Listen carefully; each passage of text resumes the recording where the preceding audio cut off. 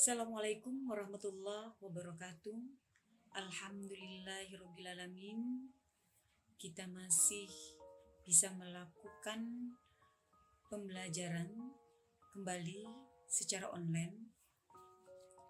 Hari ini Ibu akan menjelaskan tentang sumber hukum Islam. Apa sumber hukum Islam itu sendiri akan Ibu jelaskan pada pertemuan kali ini. Tapi sebelumnya kita berdoa supaya ilmu yang kita peroleh pada hari ini menjadi berkah dan bermanfaat untuk kehidupan kita sehari-hari. Al-Fatihah. A'udzubillahi minasyaitonirrajim. Bismillahirrahmanirrahim. Alhamdulillahirabbil Ar-Rahmanirrahim. Maliki yaumiddin. Iyyaka na'budu wa iyyaka nasta'in. Ihdinas siratal mustaqim. Siratal ladzina an'amta 'alaihim ghairil maghdubi 'alaihim waladdallin. Amin. Baiklah anakku semua, semoga kalian di sana selalu dalam keadaan sehat. Harus tetap semangat dalam belajar, harus tetap semangat dalam beraktivitas. Hari ini Ibu akan menyampaikan materi tentang sumber hukum Islam. Apa itu sumber hukum Islam? Berbicara tentang sumber hukum Islam, tentu kalian pernah mendengarkan tentang sumber hukum Islam itu sendiri, baik itu pada saat kalian berada di SMP atau pada saat kalian menghadiri taklim-taklim atau pengajian-pengajian yang membahas tentang sumber hukum Islam.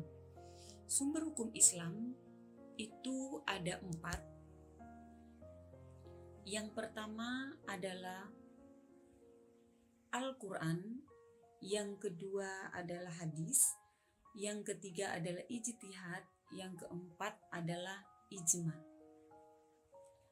Apa itu Al-Quran? Apa makna itu Al-Quran? Di sini kita akan membahas lebih lanjut. Al-Quran adalah kalam atau ucapan Allah yang diturunkan kepada Nabi Muhammad melalui malaikat Jibril secara beransur-ansur dan merupakan mukjizat bagi Nabi Muhammad dan menjadikan pedoman atau pandangan hidup bagi manusia. Dan apabila membacanya adalah ibadah, di mana diawali dari surat Al-Fatihah dan surat An-Nas. Al-Quran diturunkan secara beransur-ansur. Kenapa Al-Quran itu tidak diturunkan langsung 30 juz? Mungkin bagi sebagian orang yang tidak percaya dengan Al-Quran, apabila itu diturunkan secara langsung, itu akan menjadikan sesuatu yang tidak logis bagi mereka. Kenapa seperti itu? Diturunkan secara beransur-ansur aja, masih banyak orang-orang kafir yang tidak percaya dengan Al-Quran. Bahkan mereka mengatakan Al-Quran adalah merupakan sebuah sihir, kemunafikan yang tidak dipercaya bagi mereka. Kenapa Al-Quran diturunkan secara beransur-ansur? Tujuannya adalah untuk menjaga kemurnian dan keaslian di dalam Al-Quran itu sendiri. Al-Quran mempunyai sebuah keistimewaan di mana Al-Quran sebagai ucapan perkataan Allah.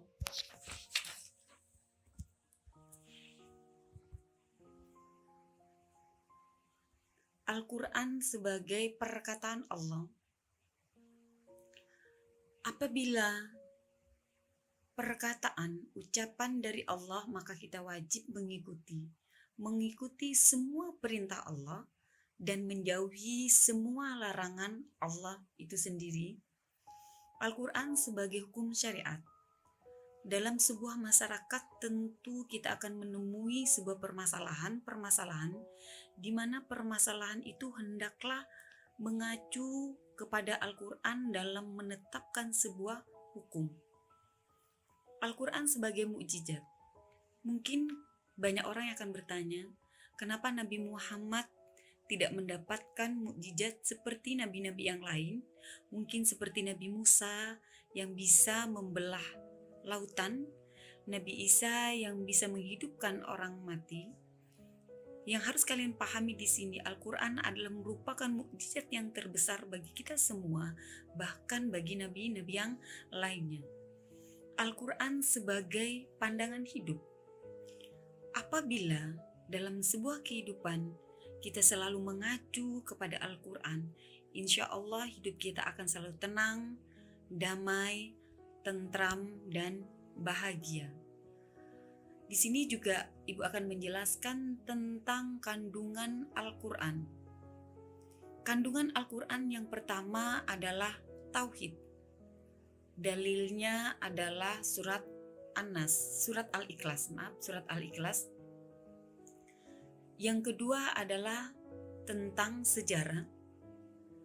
Berbicara tentang sejarah, mungkin kita akan tidak pernah lepas dari surat Al-Isra, yaitu Subhanalladzi asra bi abdihi lailan minal masjidil aqsa.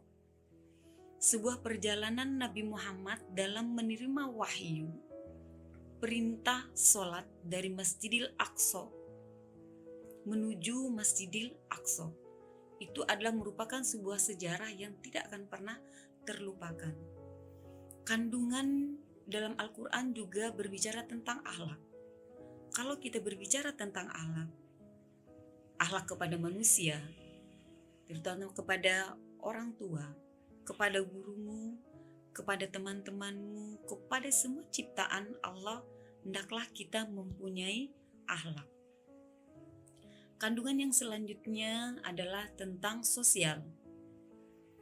Berbicara tentang sosial, mungkin kalian pernah mendengar penggalan ayat Fastabikul khairat, berlomba-lomba dalam kebajikan.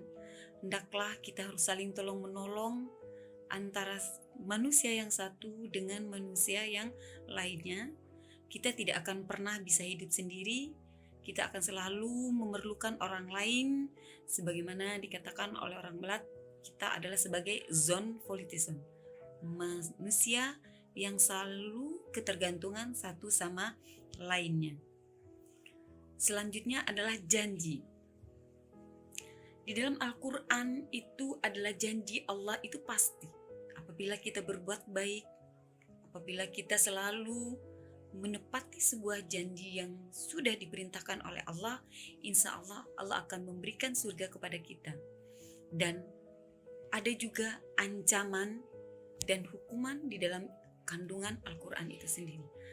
Apabila kita melanggar perintah Allah, tentunya kita menerima konsekuensi yang sudah ditentukan oleh Allah itu sendiri. Selanjutnya kita akan berbicara tentang hadis. Definisi hadis itu sendiri adalah perkataan, perbuatan, ketetapan Nabi, itu adalah hadis. Apa yang diucapkan oleh Nabi itu merupakan hadis. Perbuatan Nabi, segala sesuatu tingkah laku Nabi itu adalah hadis. Ketetapan diamnya Nabi itu juga merupakan hadis. Ada beberapa fungsi daripada hadis itu sendiri. Yang pertama adalah menguatkan hukum dalam Al-Quran. Sholat 5 waktu itu adalah wajib dan kita tidak boleh meninggalkan itu. Perintah itu jelas ada di dalam Al-Quran. Tapi ada juga perintah kita untuk melakukan sholat tahajud. Di mana kita akan melihatnya? Maka kita akan berbicara di dalam hadis. Penguatnya adalah hadis. Fungsi yang selanjutnya adalah memberikan penjelasan terhadap Al-Quran yang masih global. Di sini Ibu akan menjelaskan bahwa perintah sholat itu adalah di dalam Al-Quran. Dirikanlah sholat. itu ada di dalam Al-Quran. Tapi bagaimana tata cara dari sholat itu sendiri, maka tidak ada di dalam Al-Quran. Di mana kita tahunya ada di hadis. Bagaimana yang Nabi katakan, "Shollu kama ra'aituni usolli." Sholatlah sebagaimana saya sholat, kata Rasulullah. Jadi tata cara sholat itu kita temui adalah di dalam hadis itu sendiri. Selanjutnya adalah menentukan ketetapan yang tidak ada di dalam Al-Quran. Zakat fitrah itu dianjurkan di dalam Al-Quran. Tapi kapan waktunya, tepatnya itu tidak dijelaskan di dalam Al-Quran itu sendiri. Tapi di mana dijelaskan? Dijelaskannya adalah di hadis. Makanya batas daripada untuk zakat fitrah adalah sebelum kita sholat Id. Selanjutnya adalah ijma.